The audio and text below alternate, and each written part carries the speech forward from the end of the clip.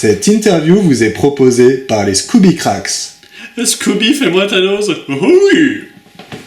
Bonsoir, nous recevons aujourd'hui Jean-Luc Godard, issu de la Nouvelle Vague et créateur de l'association Cinéma Ardèche, en Ardèche comme son nom l'indique. Jean-Luc, bonsoir.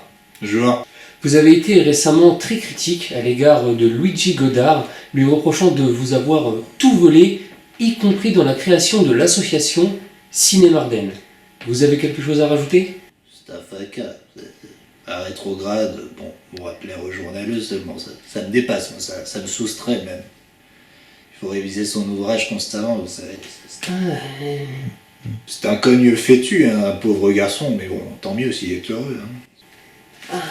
Il n'est pas méchant, hein, c'est juste orgueilleux de ma part, c'est un souffleur de boudin. Et je ne veux même pas parler de son tarin hein, quand je dis ça, c'est pas méchant. Pas méchant.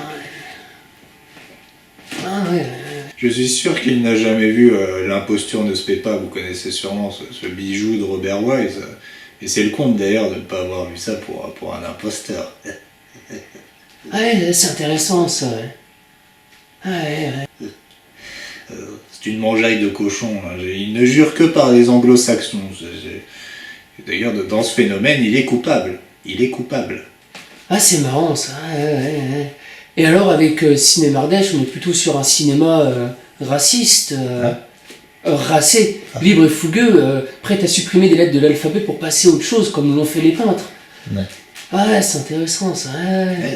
Au cinéma comme à la télévision, de toute façon, tout est intéressant. Mais au final, du coup, rien ne l'est. Et c'est pour ça que nous avons fait une charte. Parce qu'au fond, la liberté, c'est le cancer. Il faut cadrer tout ça. C'est du ragoût pour des pauvres familles, vous comprenez. C'est pour ça qu'il faut revenir à un cinéma collectiviste. Vous comprenez, un petit peu comme à l'époque de la paysannerie russe. Vous savez, les sovkhozes et les kolkhozes. Ouais, c'est marrant ça. Mais du coup, vous aimez la télévision Non, c'est du faux amour, des faux couples. C'est Doc Gynéco et Jean-Marie Bigard, vous voyez, c'est du rythme, mais du vide, du rythme vide, les deux ensemble. La télé ne sert qu'à te faire les poches. Elle te fait les poches, elle ne bouge pas et toi non plus. On est tous coupables. On est tous coupables. Ah ouais.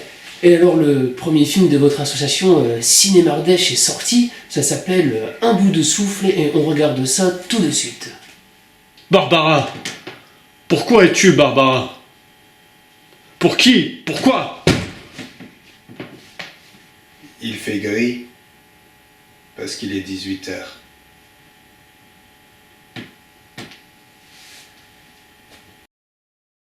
Ah ouais, c'est super, hein.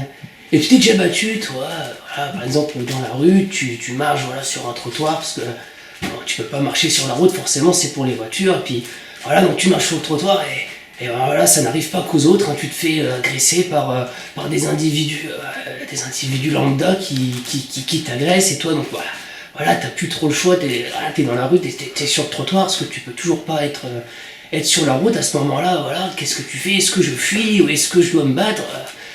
Voilà, et du coup, je te demande à toi si ça t'est déjà arrivé, et d'ailleurs, est-ce que tu t'es déjà battu, quoi? Non, la bagarre pour moi, c'est si peu. Je suis comme vous autres en fait, journaliste ou speakerine, je suis davantage prêt à vivre ma vie qu'à mourir pour un bête combat. Super, voilà, c'était Légende, hein, merci beaucoup. Demain, nous recevons Thaïs Deslufiac. Bonne soirée.